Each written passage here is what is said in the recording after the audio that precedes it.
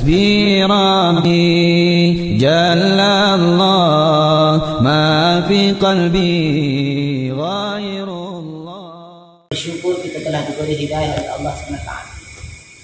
Bagaimana cara untuk memelihara? Setiap ulama merisaukan akan bagaimana hidayah itu akan sentiasa terus kekal dalam diri.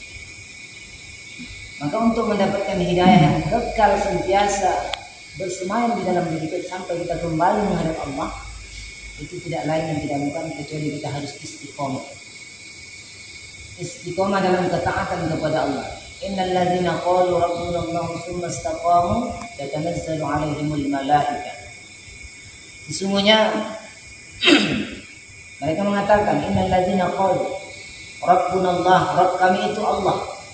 Tsumma istaqamu, kemudian dia istiqomah. Istiqomah ini paling berat, paling sulit untuk dijalankan. Tapi manakala satu orang hamba Allah SWT istiqomah dalam ketaatan, mentauhidkan Allah SWT, istiqomah dengan menghiasi hidupnya dengan sunnah Rasulullah, Allah akan bimbing hidupnya. Bukan hanya di dunia saja, bahkan ketika datang sakaratul maut menjemputnya dalam bimbingan Allah SWT. Bahkan sampai ke surga dibimbing oleh satu makhluk yang khusus Allah siapkan. Tapi bagaimana cara untuk istiqomah dalam kehidupan kita? Kita hari-hari diuji dengan berbagai macam ujian, cabaran. Maka untuk mendapatkan istiqomah kita harus latihan, memaksakan diri dalam ketaatan. Awal mulanya kita dipaksa dalam ketaatan. Segala ketaatan itu bentuk nikmat yang Allah anugerahkan kepada hamba. Bahkan ketaatan ini adalah nikmat yang teragung di hadapan Allah SWT. Tapi pertanyaannya, apakah kita sudah menikmati ketaatan? Salat, tahajud, beribadah kepada Allah, itu satu kenikmatan yang Allah berikan kepada satu orang hamba. Pertanyaannya, apakah kita sudah menikmati bermunajat di hadapan Allah SWT? Maka manakala satu orang istiqomah dalam ketaatan, tatanazzalu 'alaihimul malaikah, Allah akan turunkan malaikat. Ulama bagi tahu ini ayat menjelaskan ketika detik-detiknya satu orang hamba dalam keadaan sakaratul maut.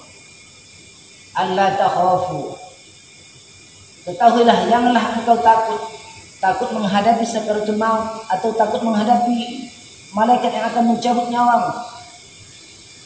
Ada orang yang dicabut nyawanya, ada orang yang dipanggil ruhnya oleh Allah. Kita akan bagaimana keadaan ruh kita? Apakah kita ingin dipanggil secara hormat oleh Allah atau dipanggil atau dikeluarkan secara paksa oleh Allah SWT? Ada syarat bagaimana supaya ruh kita ini dipanggil secara hormat oleh Allah. Allah takhafu, jangan kamu takut kepada malaikat pencabut nyawa itu. Wala tahzanu, dengan sedih meninggalkan harta benda yang banyak itu. Wa abshiru bil jannati allati kuntum tu'adun. Telah dikabarkan kabar gembira kepadamu dengan surga yang dijanjikan itu. Nahnu awliya'ukum fil hayatid dunya wa fil akhirah. Para malaikat itu mengiklankan akan tugas mereka kepada satu hamba yang akan dibawa pulang kepada Allah. Kami ini adalah penolong-penolong, baik dalam kehidupan dunia dan kehidupan akhirat. Nuzulan min ghafur rahim, diturunkan daripada Allah SWT yang Maha Pengasih dan Maha Penyayang. Syaratnya bagaimana? Satu orang hamba Allah SWT dipanggil dengan hormat oleh Allah SWT, mestilah dia berkedudukan seorang hamba yang sempurna di sisi Allah SWT. Bukan sebaliknya mengaku-ngaku sebagai hamba Allah. Kadang banyak manusia ini mengaku hamba Allah, tapi pertanyaannya, apakah Allah sudah mengakui dia sebagai hamba Allah? Kita ini sudah diakui Allah sebagai hamba. Kalau kita boleh saja mengaku, aku hamba-Mu ya Allah, hamba memohon bersujud kepadamu, meminta ampun kepadamu, mengaku sebagai hamba kepada. Namun Allah adalah sudah mengakui kita sebagai hamba. Manusia yang diakui oleh Allah sebagai hamba itu adalah Rasulullah. Bahkan pangkat yang tertinggi di hadapan Allah itu bukan pangkat keduniaan ini, melainkan pangkat yang tertinggi di hadapan Allah itu adalah seorang hamba. Penghambaan yang sempurna kepada Allah SWT, yaitu Rasulullah SAW. Bahkan Allah menyebut, bukan menggunakan kalimat nama beliau, tapi menggunakan pangkat yang sedang disandangnya, yaitu Rasulullah SAW ketika diperjalankan Isra wal Mi'raj. Subhanalladzi asra bi 'abdihi. Maha suci zat Allah SWT yang telah memperjalankan hamba-Nya. Kenapa dia tidak gunakan kata namanya saja? Subhanalladzi asra bi Muhammadin. Karena Maha suci Allah telah memperjalankan Nabi Muhammad. Tapi Allah katakan Nabi kita ini adalah seorang hamba di sisi Allah. Dia telah menyempurnakan ketaatannya kepada Allah, maka sehingga Allah mengakui dia sebagai seorang hamba. Ini syarat manakala kita akan kembali kepada Allah dengan panggilan hormat daripada Allah SWT. Sebagaimana satu orang dipanggil azan, dia tidak mengerti panggilan itu sehingga dia tidak datang. Tapi bagi orang yang terpanggil akan panggilan itu, dia akan datang dengan sendirinya. Bahkan sebelum dipanggil dia sudah datang. Tapi ketika sudah dipanggil tidak mau keluar dari jasadnya, maka akan dikeluarkan dengan cara paksa. Sehingga kata Rasulullah, seringan-ringannya mati seperti kambing yang dikuliti dalam keadaan hidup. Atau dalam satu riwayat, seringan-ringannya mati yang akan dirasakan oleh orang yang tidak mentaati perintah Allah, sebagaimana ditebaskan sebilah pedang yang tajam 1000 kali di tempat yang sama. Itu kalau tidak tahu jalan pulang. Tapi ketika dia tahu jalan pulang, jalan keluar untuk meninggalkan raga yang hanya sesaat untuk dia gunakan, menyembah, mengabdikan diri kepada Allah SWT, maka Allah panggil dengan panggilan yang paling lembut. Seruan, kalimat seruan ini yang tidak digunakan kepada para nabi, hanya dikhususkan kepada para ruh-ruh yang tenang jiwanya menghadap Allah SWT. Ada 3 kalimat panggilan berbeda posisinya. Pertama menggunakan harf nida ya, yakni kalimat kasar, hai, hey. Dan itu sering digunakan kepada para nabi. Ya Yahya khudh kitab biquwwah. Wahai Nabi Yahya, ambil kitab ini dengan pegang dengan teguh. Tapi kalimat ini tidak pernah diucapkan atau dipanggilkan oleh Allah kepada baginda Rasulullah SAW. Dan Allah tidak pernah lancang memanggil kalimat nama beliau di dalam Al-Quran. Pasti memanggil sesuai apa yang telah diperbuat beliau atau apa yang sedang disandang oleh beliau. Ketika beliau sedang berselimut, Allah panggil dengan ketika orang berselimut. Ya ayyuhal muzammil. Cari dalam Al-Quran, tidak ada satupun Allah memanggil Rasulullah ya Muhammad, lancang. Tapi kepada nabi-nabi yang lain itu digunakan. Ya Ibrahim, ya Musa, idrib bi'asakal bahr.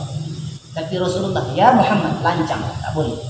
Itulah penghormatan Allah kepada baginda Rasulullah SAW.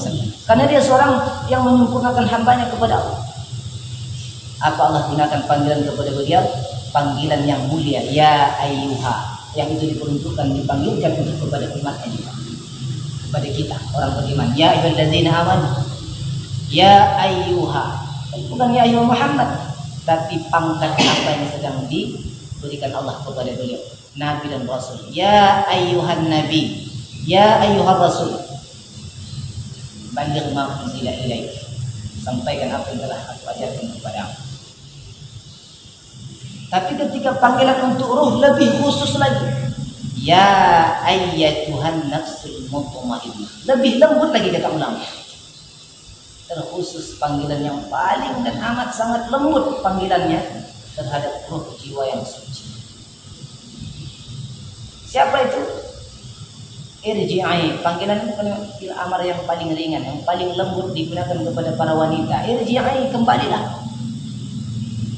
Ila rabbiki radiyatan mardiyah, dalam keadaan diridhoi oleh Allah SWT. Fadkhuli fi ibadi, masuklah kamu ke dalam golongan hamba-hambaku. Jadi syarat panggilan keindahan itu akan datang dalam diri kita manakala diri kita sempurnakan penghambaan kita kepada Allah. Wadkhuli jannati, maka masuk ke dalam surga Allah SWT. Maka orang yang mendapatkan anugerah ridho dari Allah SWT, ulama beritahu hanya 3 golongan manusia yang mendapatkan ridho Allah. Di atas puncak dunia ini, di atas permukaan bumi ini, sejak datangnya Rasulullah SAW sampai datang hari kiamat, hanya 3 golongan manusia yang mendapatkan ridho Allah. Lain dari 3 ini, mereka akan mendapatkan murka Allah Subhanahu wa Ta'ala. Siapakah itu? Was-sabiqun al-awwaluna minal muhajirin wal ansar walladzina ittaba'uhum bi ihsan radhiyallahu anhum wa radu anhu.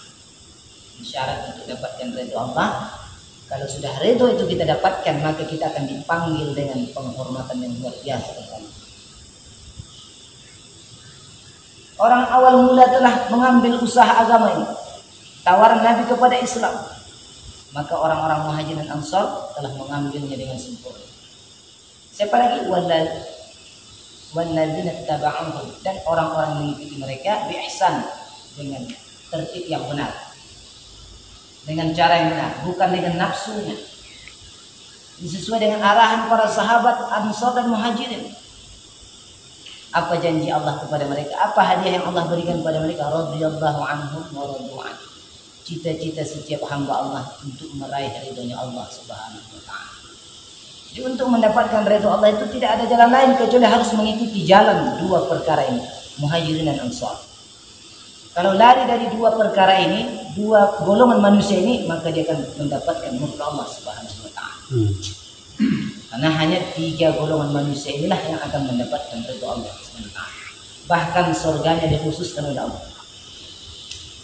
Wa a'adda lahum jannatin tajri tahtaha al-anhar. Satu-satunya surga yang mengalir sungainya dibuang harf jarnya, inilah kalimatnya. Setiap ada kalimat menceritakan tentang surga, ada yang surga mengalir sungai-sungai di bawah, pasti menggunakan huruf min tahti, sehingga harokatnya pindah ke bawah. Tapi ketika dalam kalimat ini huruf minnya dibuang ke belakang untuk mengkhususkan surganya kepada 3 pemilik surga. Wa adalahum jannatin tajri tahta, ke atas, menunjukkan tingginya surga. Bahkan ulama bagi tahu surganya orang-orang yang 3 golongan ini 1 tingkat di bawah surganya para nabi. Subhanallah. Tapi kalau kita asal-asalan ikut cara nafsu kita tidak akan dapat raih surga yang dijanjikan Allah ini. Kenapa kita harus ikut dakwah, keluar susah-susah payah, tinggalkan keluarga, tinggalkan apa untuk meraih perkara ini? Kalau kita hanya dalam berbagai sebahagian amal agama yang kita ambil, kita sibuk dalam khalwat misalnya, ya kita akan masuk surga. Bahkan sekecil-kecil iman yang kita punya pun kita akan masuk surga. Tapi kita pengennya surga yang paling the best, paling tinggi. Dunianya kita paling banyak ya Pak.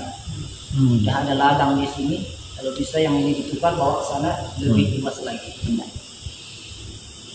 Perkara yang singkat. Bagaimana perkara yang selama-lamanya yang bagi batas. Sementara Allah tanamkan pribadi diri manusia ini ada sifat bosannya. Saya yakin kalau ditanya bapak-bapak ini sama istri udah pada bosan kan? Iya. Kalau ada penawaran satu lagi,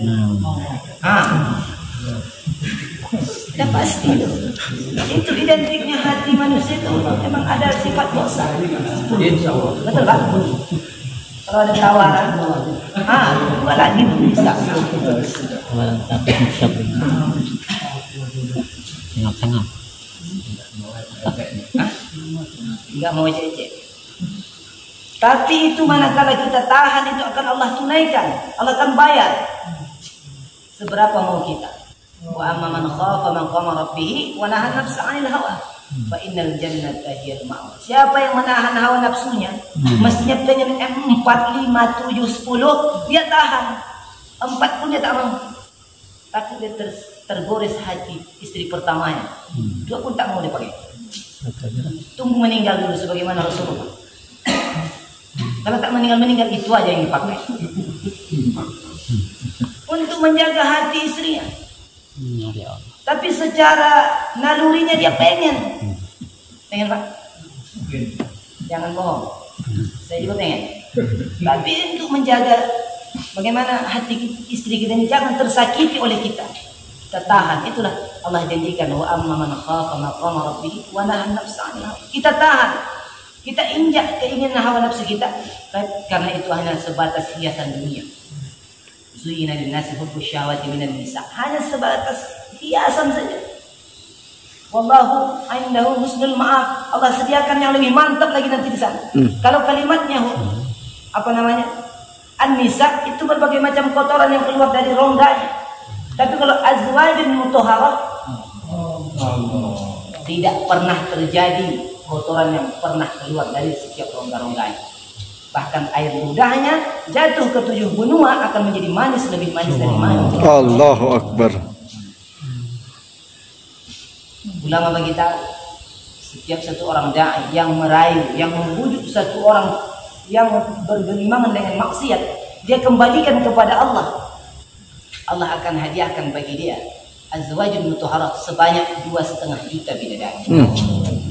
Puaskan itu kata Allah. Itulah yang dulu kau tahan-tahan ketika di dunia, yang kau jaga matamu, yang kau tundukkan syahwatmu dengan perkara itu. Tidak lama, 70 tahun saja menahannya. Tapi lepas dari itu akan mendapatkan segala-galanya. Apalah artinya kita tahan yang selama 70-80 tahun? Toh pada akhirnya kita akan mendapatkan segala-galanya. Tapi kadang kita nggak ada sabaran, ya kan Pak, untuk menahan itu. Maka terjadi perselingkuhan dan sebagainya. Tidak bisa cara baik, cara tak baik. Kalau cara baik-baik istri tak siap, cara tak baik buat. Karena tidak ada kesabaran. Sabar dalam menjalankan ketaatan kepada Allah, itu sabar yang luar biasa.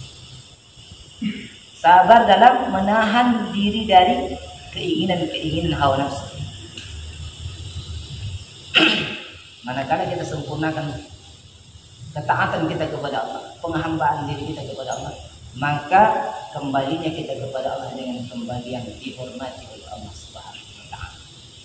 Mudah, semudah-mudahnya. Subhanakallahumma wa bihamdika asyhadu an la ilaha illa anta astaghfiruka